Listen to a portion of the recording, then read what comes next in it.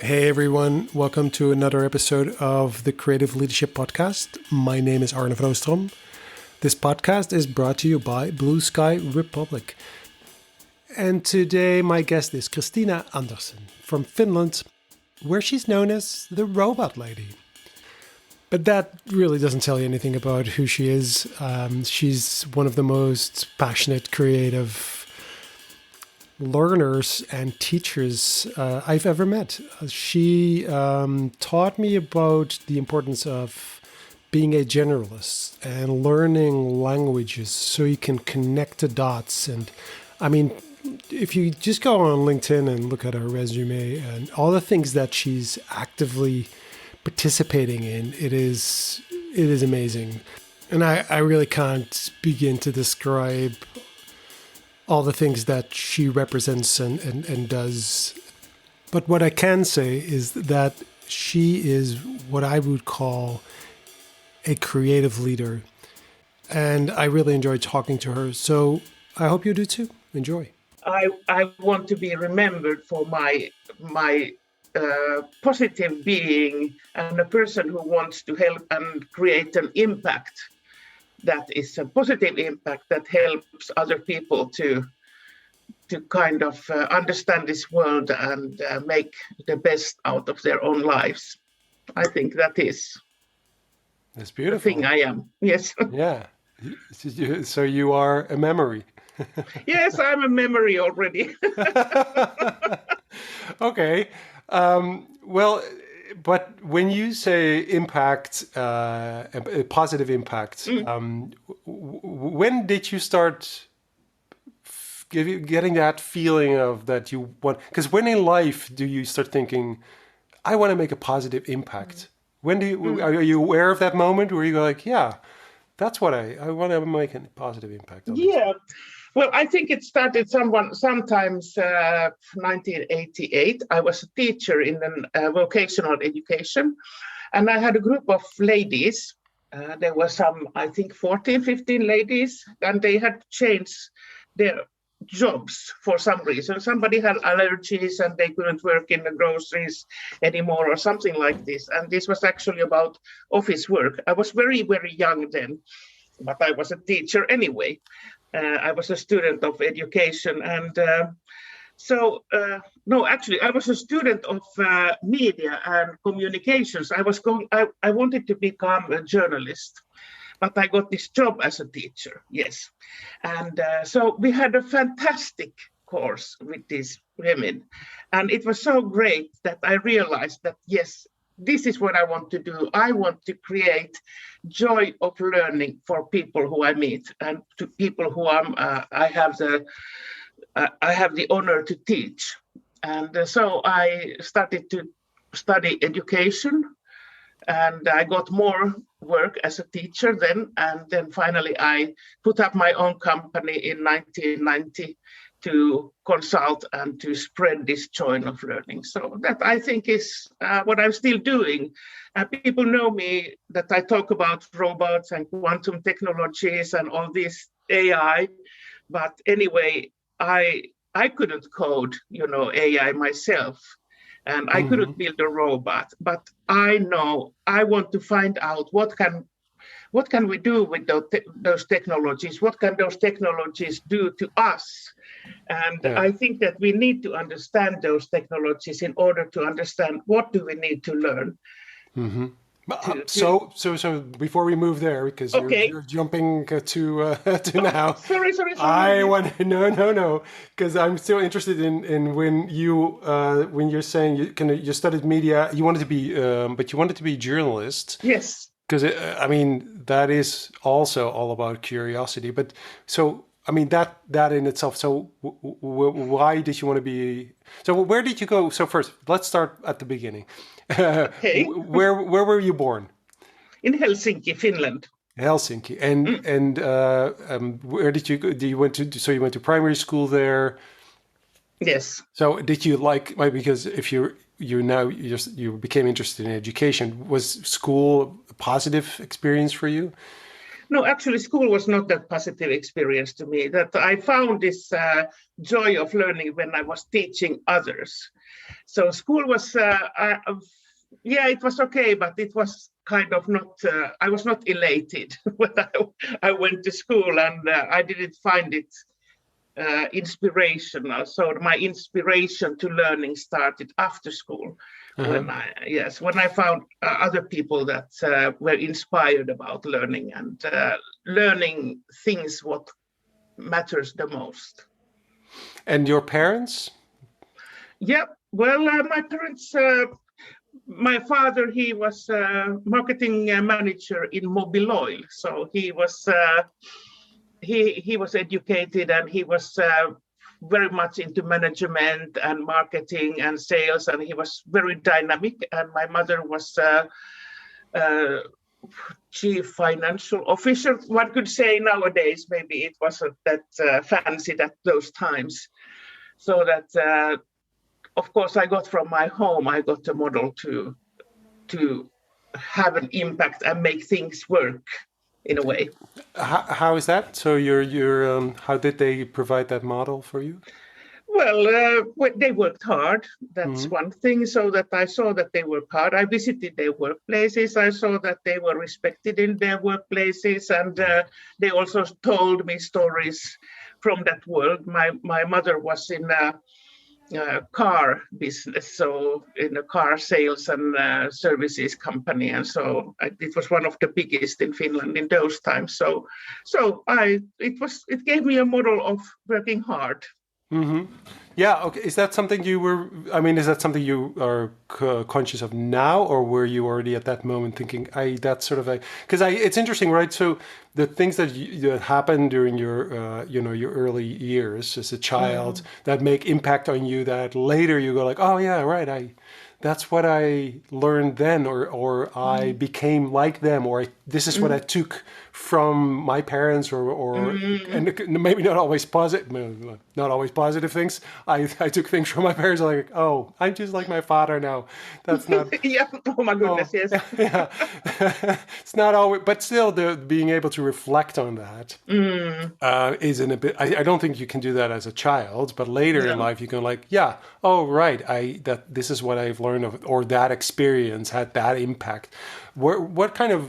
I mean, is that so? These are seeing your parents work hard and seeing they're respected and kind of having that model that you like, okay, that's what work looks like. And while I'm saying this, I'm thinking, what will my kids think of me? Because I'm I'm doing this vague thing, design. They can't ever explain what I'm doing, but I'm really curious what later they'll say. Yeah, my father, he was sitting at home with his behind his computer talking all day.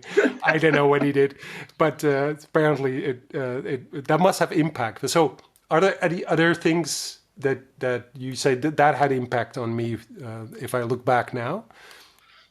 Mm, well, I think it's about move forward, always move forward, and there's always somewhere you can advance. So sometimes when there are difficult times and I find myself on a sofa and I feel tired, I can't do anything, but then something happens, I don't know, some spark of inspiration comes and I find myself doing something or learning something or browsing the internet for something. It comes some kind of spark.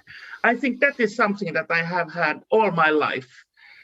And always when I feel down or I feel that I can't do anything, but then this comes. I don't know where the sparks come from, but they do come. That's so something new. You mean a new? Some idea or something, and it's sometimes inspiration that I couldn't put in words, but it just comes at okay, and then without me noticing it, Ah. I'm doing something new. I'm not, and I'm not on the sofa anymore. You're like, oh, wait a Yeah. minute. Who took me here? Who took me here? Yeah. Oh, that's awesome. But this can be anything.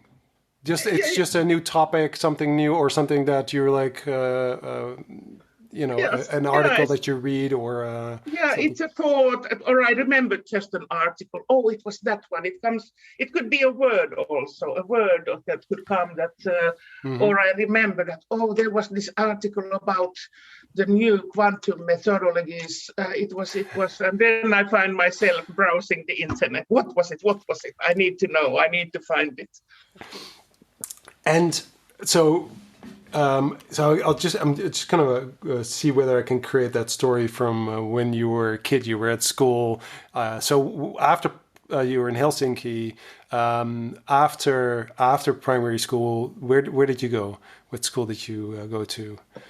Well, I continued here, and then I went to study in the University of Helsinki. I never made my exam, the diploma, so to speak. Hmm. So Oh, I'm kind of a dropout, and me it's. too. Oh, you too. Hey, nice Yes. to meet you, Arne. Yeah, it's.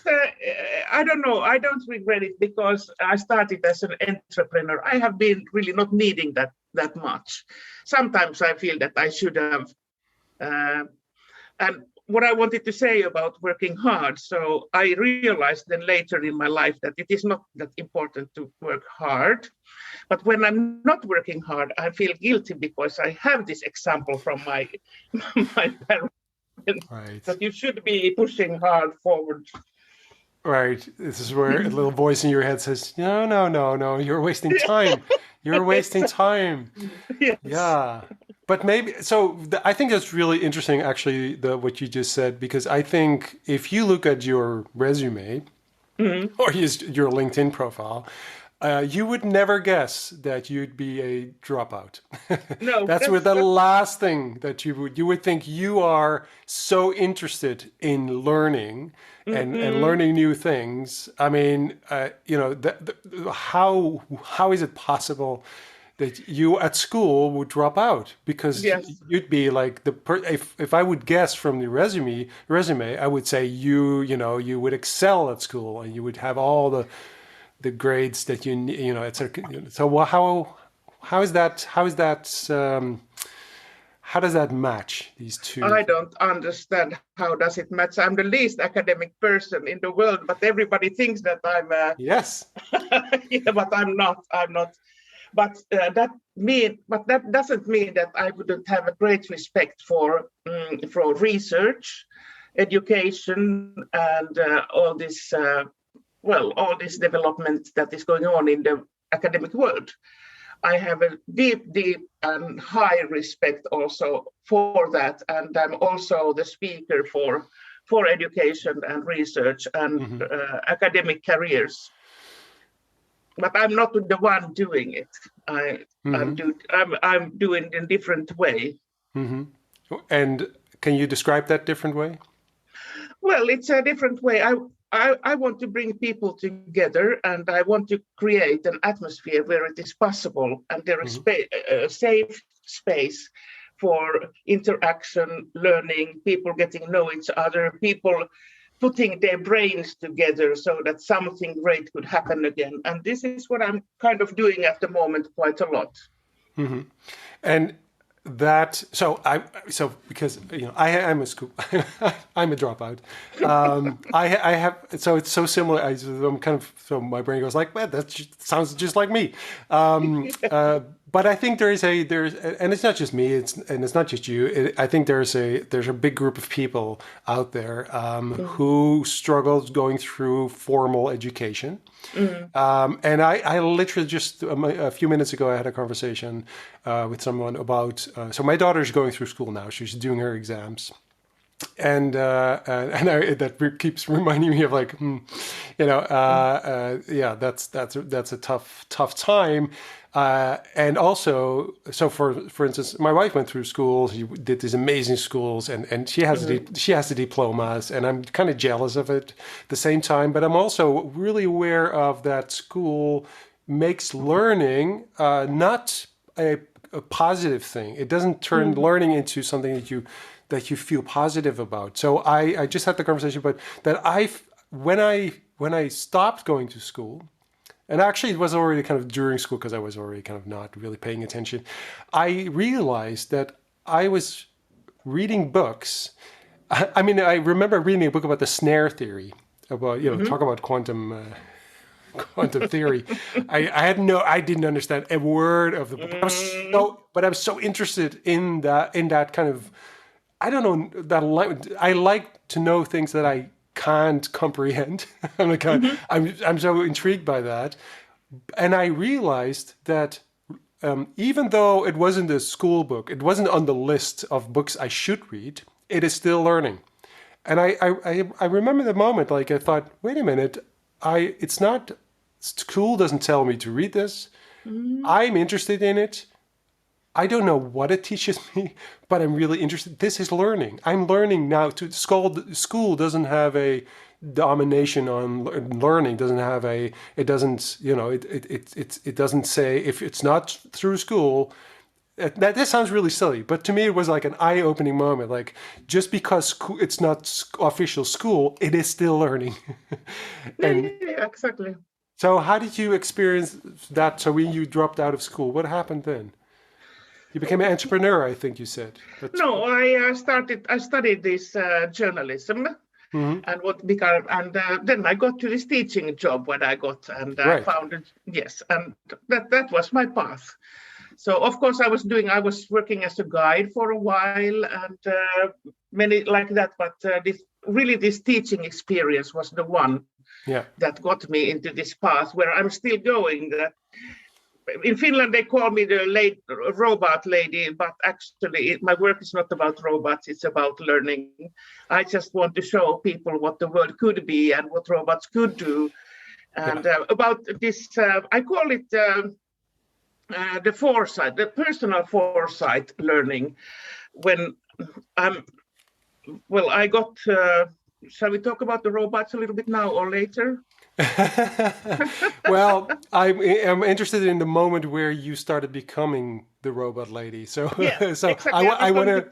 Yeah, when did that happen? So we wrote a book called The Boho Business together with the adjunct professor Jari Kaivoja in 2011, and it came out 2012 here in Finland, and in English 2016, I think. But anyway, so in that book, we found out when we were doing research for the book, so we found out that there is something going on in the robotization or the robotics world, more robots all the time, and companies had big plans to robotize entire factories and all this. And so we saw that this is something that is going to be huge, and also AI. And so the book came out, and when it came out, so suddenly I brought the European Robotics Week to Finland, and suddenly I was asked to talk about robots, and I was asked to write about robots. And 2015, I got an ABB award for to be a robot master. They award somebody every year, so I was the robot master 2015 for my work. And so it was kind of that I noticed that this is something that is happening, and we need to not only to help people to learn, but also to make the impact in society so that the society could prepare for the new world where AI and robots can take over some tasks. So what should people be doing, and how should we organize our, for example, nursing, hospitals and all this healthcare? So that's what happened. And so since then, I have been meeting people from different political institutions and also EU Parliament, EU Commission. I have worked as an expert in European Economic and Social Committee several times, and here in Ministry. I'm not all at the moment also working with AI 4.0 with the Ministry of Employment and the Economy. I'm in the steering group and chair for the Green Transitions Group. So it kind of without understanding how those technologies work, just this passion to help people and society has taken me here. But if you don't, if you don't understand sort of in depth how these technologies work, how then can you kind of be so influential in this topic? Are you saying that only engineers should? Yeah. No, but I think it would be no. I mean, I think I understand, but I think that we thought people would have like, how Mm. can you advise me on something that you don't know? I mean, would that be something? Is that pushback you get, or do people actually totally accept the fact that you play a different role? I play a different role, and my understanding and expertise is there that what these robots or quantum technologies can do. And Hmm. this is where I move. What they Yes. can do and what is the impact, and how should people, what should they be learning when robots are doing what they are doing? Well, I remember one of the things you said when, because you were part of one of the conferences Yeah. that I organized, and I remember I think you said something like we have to create a friend, not an enemy. Mm. So and that was one of the things that kind of was very it sparked at least something within me, like, oh yeah, that's because I and it had something to do with also your position as you, because at that time I think you were just going to MIT also to learn more about quantum computing, I think, and I think you said to me, I have no clue about the technology, I can't go, I don't, but I'm going to do the course.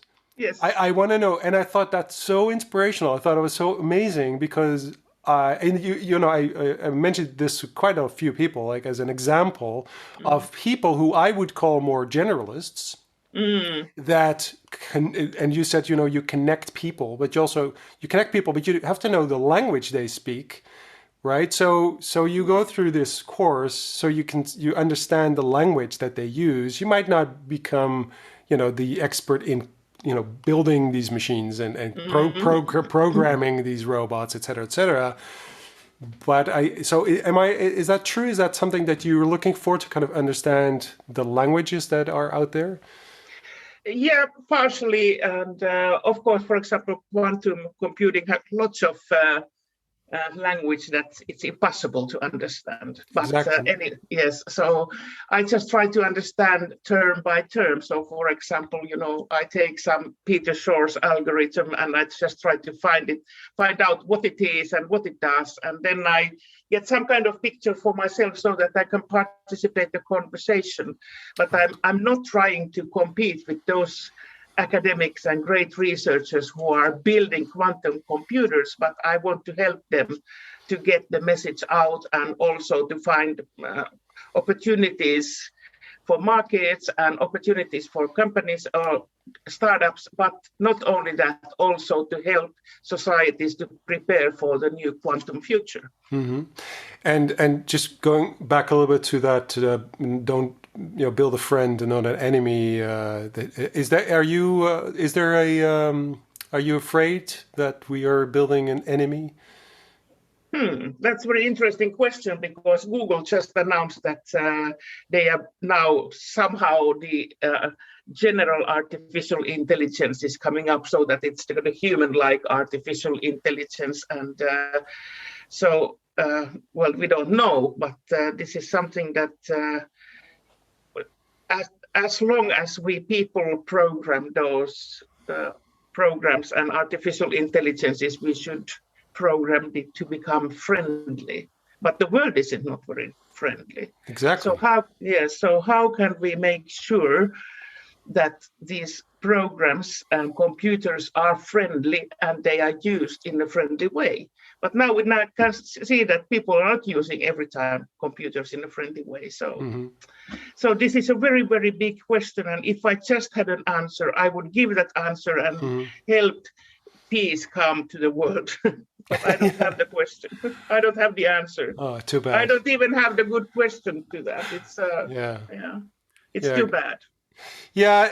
Well, it is something I'm I think people are worried about many things at the Mm. moment, and there's lots of concerns. Even even there's lots of conspiracy theories that might be nonsense, but still people are Mm. worried about that. And there are some what we would probably would consider real threats. There's so much Yes. going on, and so and no one has an answer. I think it's sort of the difficulty here is that it's an arms race. So we there's not even a question about should we actually do, Yeah, do exactly. it. Nobody asks us, like, do you want quantum computers? Do you want artificial intelligence? Do you want it to be human-like? Do we actually need that? Hmm, hmm. Is that really going to? But at the same time, I also remember you saying, it should liberate us. Technology, robots, artificial intelligence, that should liberate us. And you gave a lot of examples of how it's also a very positive force. Yes. Um, can you talk a little bit about that? How can technology be positive, or what do you see as a positive? Yes. Well, for example, if we talk about quantum technologies or quantum computing, I am sure that we don't know a blip about this universe yet, because there is so much underneath and so much above and so much on the surface of the earth and the seas that we don't know about yet.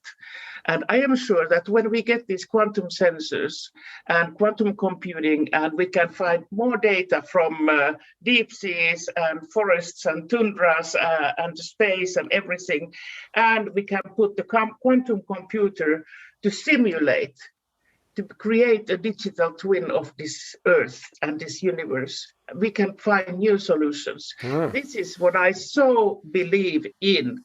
And we can make really an impact that the climate change doesn't destroy us, but it turns into a positive helix in a way, so that we can save the world and we can create a better world for everyone. So that I really believe is a great opportunity and a possibility to create a better future. So it almost sounds like science fiction in the sense that we create a digital version of the planet, Yes. where then in the end we go like, are we in the real? Or are we in the digital world? Mhm. Did we blow up the real one? Yeah, exactly. Yeah, we start to live in the matrix, but some Yeah, people say that we are already in the matrix, so yeah, who knows? yeah. Well, yeah, which would be really interesting to find out if we are, because we're now. I don't know if you have any specific kind of opinions about but it's such a popular thing to talk about right now. It's the metaverse. Um, Mhm. where because it is kind of what you're describing is sort of that blending between the virtual reality and the real world, if there's such a thing as a real world. So that can be interesting. Mhm. Like, huh? But what is your is that because you've been working in this field for such a long time, is that something for you? Is it interesting, that conversation? Do you have an opinion about that, or what are your thoughts about Yeah. this? Mm. Yeah, it is very interesting, and of course I'm following. But then again, even though I'm such a robot lady and a technology enthusiast, so I'm trying to use less technology. And I have a newborn granddaughter also now. She's 1 year old. She's Ah. beautiful. And I'm thinking a lot about her future. How is it going to be for her in 20 Mm-hmm. years? How is the world going to look like? And at the moment, I really don't want her to have a tablet to watch, or she's very interested, for example, in my phone, but I don't want her to look into my phone and start swiping and all this. I want to keep her, to have a safe distance of technology. And I think it has to do with our humanity, that we need to be in contact with each other. This is of course good that we can be connected via Zoom and so on, but so that we live in this real world also. And Mm-hmm. it's not only about our humanity, it's also about the environment. At the moment, digitalization takes more energy, uses more energy than the entire aviation business. Mm-hmm. And it increases 9% every year. So we really need greener technology. And it Mm-hmm. means that every time we make a choice, shall I browse, shall I use cryptocurrencies, or Mm-hmm. shall I use this computing power. So if we can decrease that too, so it will be a part of this planet positive. Yeah. But in a way, I always I've always seen you as sort of the person that that was sort of also your how to say that, your vision, your idea, your position of, there's technology out there, but we need to kind of focus on human needs, human skills. It's also so I think you kind of alluded to that a minute ago, where you said, I want to know what it's for. So what are we using it for? And you can't leave technology to the tech people only. We need people from, we need creative people. We need kind of the people who think about empathy and the human skills, et cetera, et cetera. So can you talk a little bit about that? Because I to me, that sort of has always been your kind of, at least in my mind, that's where I positioned you as sort of the voice of, hey, it can't always be left to the tech people. That conversation, we need people in the conversation that actually are, talk about empathy and human values. Exactly, because we people and we humans live on this planet, so we need to get along with each other. No wars, no conflicts between people and so on. We need to have a peaceful and clean planet. And technology can help us with that, but we need to use that technology in a nature smart way. And that's why I'm talking about nature smart technology, so that you must develop nature smart technologies and use them in a nature smart way. And in that way, we can create technologies that can help us to save this planet also, meanwhile they do what they must do. So the nature smart technology. Yes. And so is that how do we create nature smart technology? How do we do that? Well, for example, that it uses less computing power, so that uses less energy, simply. So that's, yeah. But nature smart, so yeah, I totally agree. I think a lot of people will agree. I think most people will agree. Yes. But at the same time, there's so many brilliant people, so many smart people, successful, smart people who are doing exactly the opposite. So, so that's one of the things. Like, why? Because it's about its behavior. It is sort of. But even the people who are so successful, why are they not doing this? I mean, it's like that's such a big question. I think I don't know. Arne, but I must tell you, I was so inspired. I was 2 days in Stockholm for Amazon Web Summit, or Amazon Web Services Summit, and I met people who told me, how could this be possible? How could they optimize their processes in a way that they become more nature smart, how they can use less energy, how they can use less computing power. And there are so many possibilities. And I was so inspired. I wanted to stay there with those people because it was so inspiring, and just to hear about that it is possible. And if there's will, there is a way. And there must be a will. Yes. Yeah, there's a way. I'm pretty sure there must be a way. I think the pandemic showed that we can do radical things. Exactly. All of a sudden, shut things down. Nobody can ever use the excuse that it's not possible. We can actually do it. But still, I work with a lot of companies that I meet great people, smart people, beautiful people who want to change things. But I've been, like yourself, for many, many years. And I don't really see them moving that fast. They're moving slowly, sure. But at the same time, other things are happening, like data centers, like cryptocurrencies, like, like Netflix, like, that uses all this energy. And so is there a, there might not, if you have the answer, it'd be great. But what scenario could there be that without a big disaster happening, because it tends to be like we need to have like a pandemic or a huge disaster before we actually start making these radical decisions. Mm-hmm. And that'd be such a shame, because I think we're moving in such a direction. But is the right? So, Mike, I don't know if that's a question, but it's more a concern I have.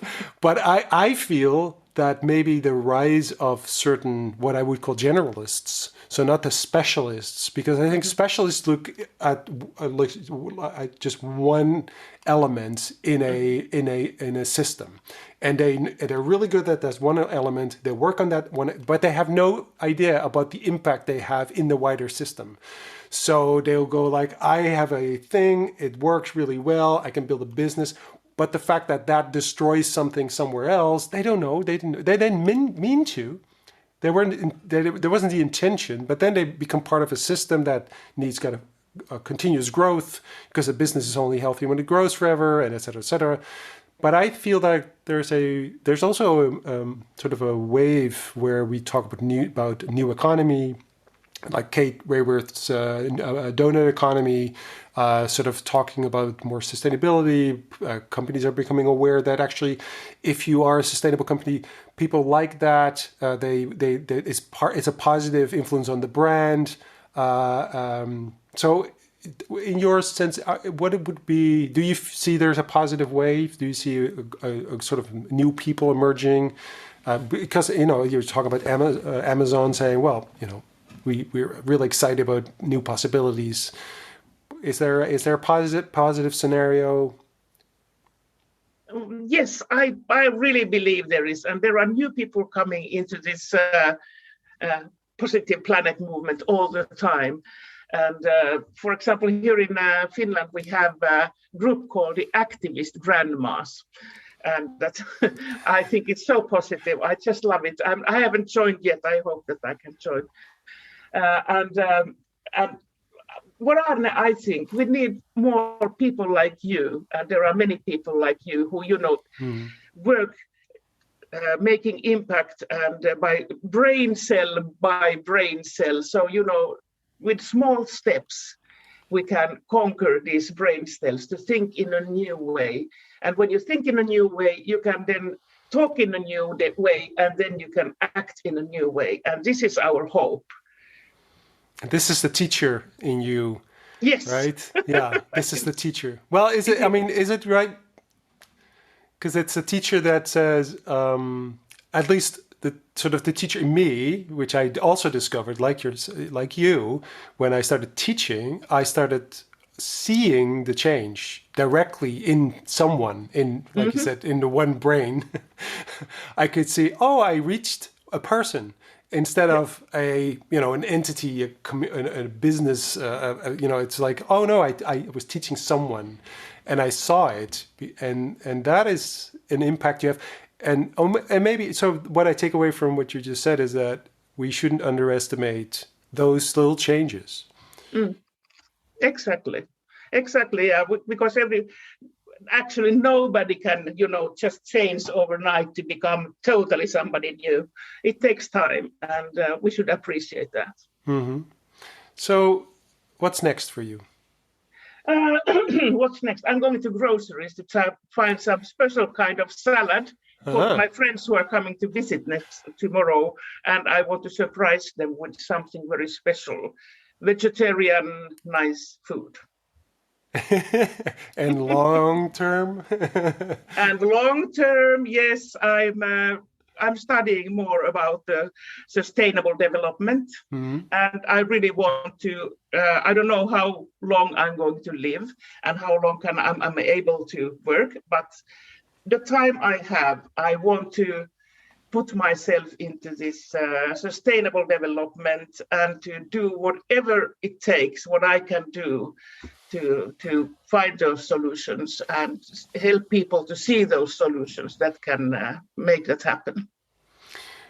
Because you want to leave that memory. At least you're not a memory yet. You're Not yet. here. You're here. You're very present. And Yes. I'm not sure if you're aware of your presence all the time, but you are very present in this space, which is great. And we need people like you. So stick around. Yes, and you too. Please don't go away. Yeah, We yeah. need you. Yes, totally, of course. And I think that it'd be really interesting to follow up a little bit on this nature smart technology. Yes. I'm going to look into the activists, grandmas, and those positive movements, because I think, to your point earlier, it's these kind of movements that we see around the world that actually are going to make the difference. It's not the bigger, there's not going to be a huge global movement that's going to change everything overnight, but it's really interesting to kind of keep your eyes open for all the little things that are happening. And if you do that, to your point, you're meeting people, a lot of people like yourself, or the people at Amazon, or those grandmas that are actually changing. And I think that's where we should get that courage from. Because Yeah, I think exactly. I think why companies aren't changing, or find it difficult to change, or find difficult to find a path towards this positive change quickly, is because they don't have the courage. And I think because it takes courage, it might, you might go bankrupt or something or whatever. But I don't know, there's fear in these companies and organizations. But I think if you look at all those positive movements, and I like that positive worlds movement, I think we can find the courage to do so, like you do. So Yeah, and like you do, and like many people do, and there is our hope that it will get better, even though it doesn't look like it at the moment here in Europe. But that too shall pass. And if you would give advice to people listening, maybe younger people who are just about to start a career, or maybe they just left school, or they're still there, and they because I do feel that there's there's a generation that wants to, because they're aware of what's going on, they want to make a positive impact too. So what would you tell them? Yeah, I would tell them that there are so many things that are emerging, that are new things, and it's possible that there is no degree for those things that you want to learn. And it's not a catastrophe if you don't find your place in a university. The world is turning more towards informal and non-formal learning, so that if you are interested in a topic and you cannot find your place in some institution, so try to Google, try to go to YouTube and find these non-formal courses, find ways to create for yourself a bunch of micro-credentials from small studies there and other studies there, and make your own talent portfolio.